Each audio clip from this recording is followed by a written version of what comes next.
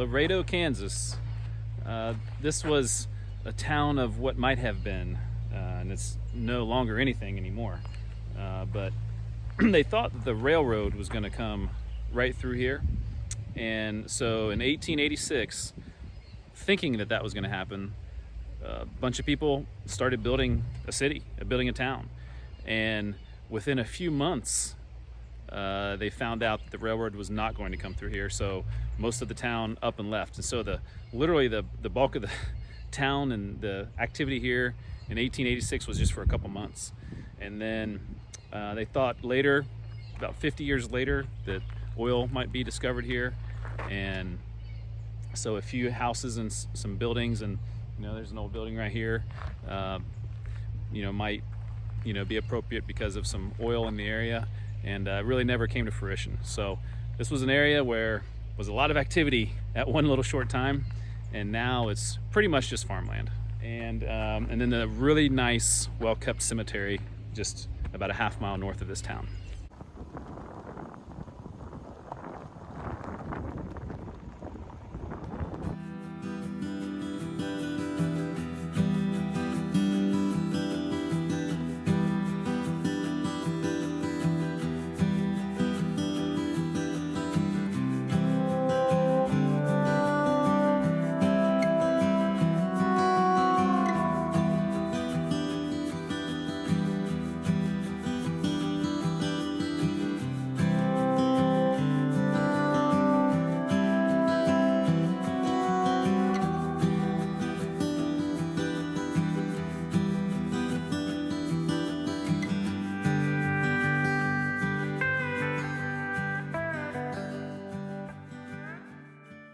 Castleton, Kansas. It's very similar to a lot of these other towns where they were dependent on the railroad, and then years later, when kind of the railroad wasn't as necessary, the town started to dwindle. But this town is unique because in 1952 there was a major motion picture filmed here called Wait Till the Sun Shines Nellie.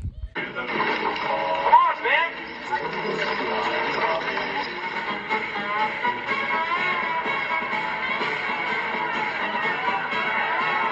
It was a movie about a guy moving to a small town like Castleton and then watching that town grow and get larger. I think they end up using Hutchinson for the larger part of the town, and then which is not too far from here. But Castleton has never been very big, and so after that movie in the 50s, that was kind of the last bit of notoriety for Castleton. But I can see why they picked Castleton for a movie, because it is very beautiful here, and hopefully I can give you a couple of views from up above, but it's kind of dirt roads to get here, but it's very beautiful farmland, and definitely a appropriate place for a movie about small town America.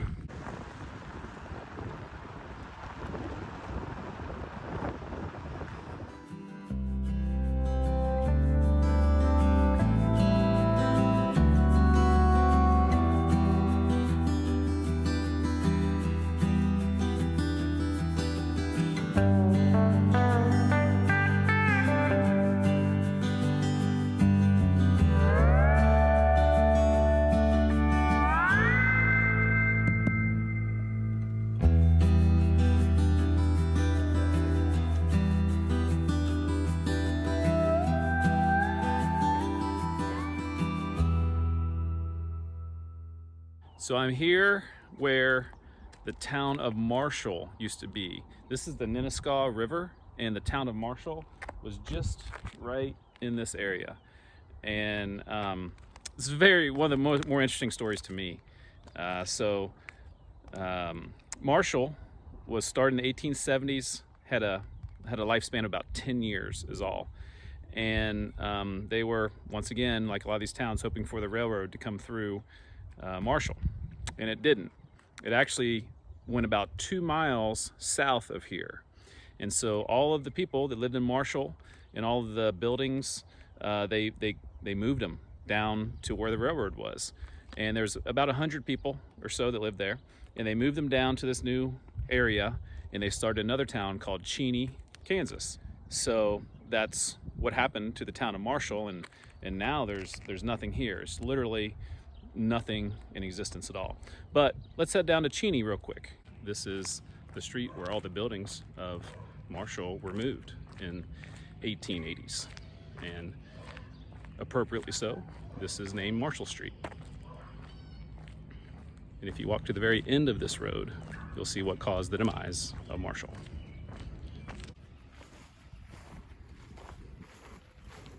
And those are the railroad tracks.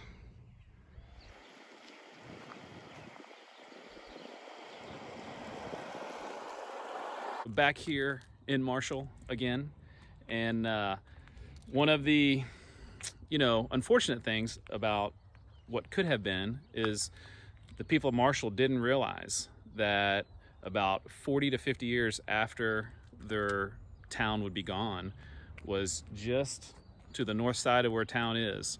US Highway 54 was built, and which is the main road that went into Wichita. So if they could have hung in there and survived for a couple more decades, probably could have had a prosperous little town.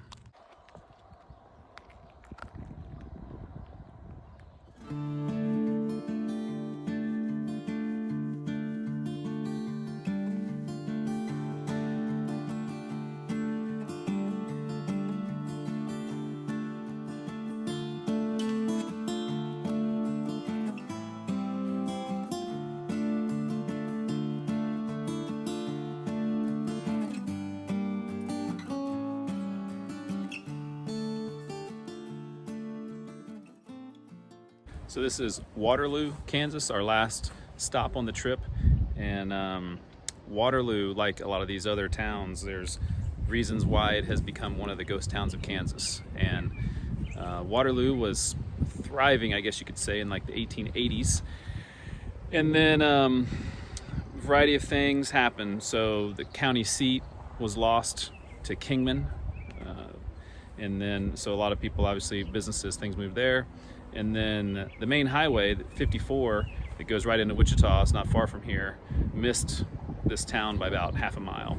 So I can actually see it across the way, but didn't go through here. So obviously a lot of the traffic went around Waterloo, and people didn't need to stop anymore. So that's why businesses went elsewhere, and it became, like I said, another ghost town of Kansas.